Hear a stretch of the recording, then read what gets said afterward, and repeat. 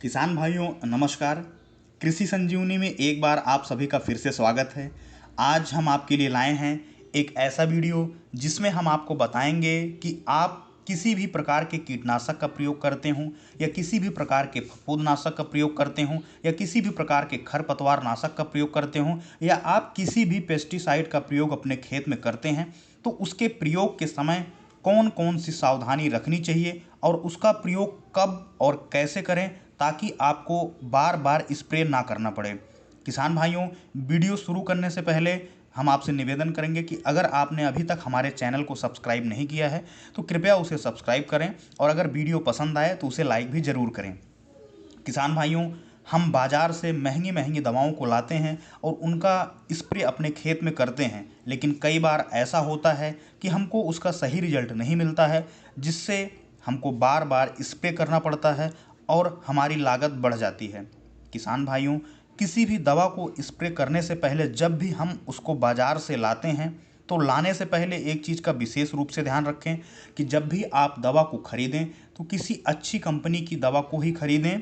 उसके साथ साथ दवा लेने से पहले एक बार उसकी एक्सपायरी डेट को अवश्य चेक कर लें। किसान भाइयों, फिर दवा जब हम घर पे लाते हैं तो स्प्रे करते समय 3 बातों का विशेष रूप से ध्यान रखना चाहिए, जिसमें से पहला है सही समय, दूसरा है सही मात्रा और तीसरा है सही विधि।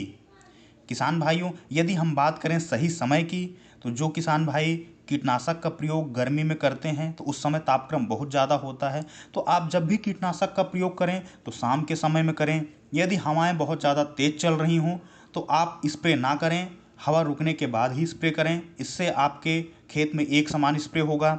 उसके साथ साथ ही यदि हम किसी खरपतवार नाशक का प्रयोग कर रहे हैं, जैसे उदाहरण के तौर पे प्रेटिला क्लोर, तो उसको रोपाई के 0 से 3 दिन के अंदर ही प्रयोग करें। या किसी कीटनाशक का प्रयोग कर रहे हैं या किसी बीमारी को रोकने के लिए किसी दवा का प्रयोग कर रहे हैं, तो उसके आरंभिक अवस्था के जो लक्षण हमको दिखते हैं, हमको उसी समय दवा का स्प्रे कर लेना चाहिए।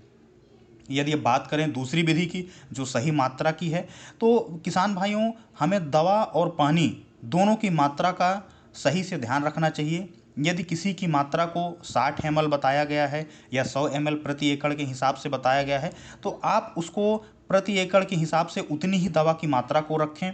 उसके साथ साथ पानी की मात्रा को भी आप बना के रखें। यदि 200 लीटर प्रति एकड़ के हिसाब से बताया गया है तो आप 200 लीटर पानी का ही प्रयोग प्रति एकड़ के हिसाब से करें, क्योंकि यदि आप पानी की मात्रा को कम रखते हैं तो दवा अच्छे से आपके फसल में नहीं फैलती है, जिससे बीमारियों में कंट्रोल नहीं होता है और आपको बार बार स्प्रे करना पड़ता है। इसी तरह से आप दवा की मात्रा को यदि कम करेंगे तो भी आपको जो है अच्छा रिजल्ट नहीं मिलेगा। यदि दवा की मात्रा को आप ज़्यादा करते हैं तो इससे आपकी लागत बढ़ जाएगी।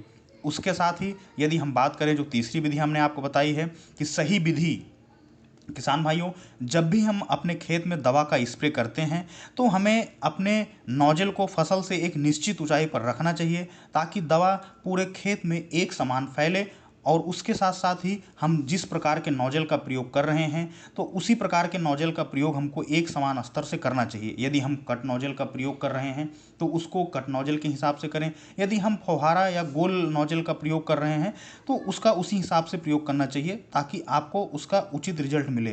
किसान भाइयों, ये जो 3 विधि हमने बताई है, आप अगर इसका ध्यान रखते हैं तो निश्चित तौर पे आपको आपकी दवा का एक बेहतर रिजल्ट मिलेगा और आपके फसल की लागत को कम करने में मदद मिलेगी तथा आपको बार बार दवा का स्प्रे नहीं करना पड़ेगा।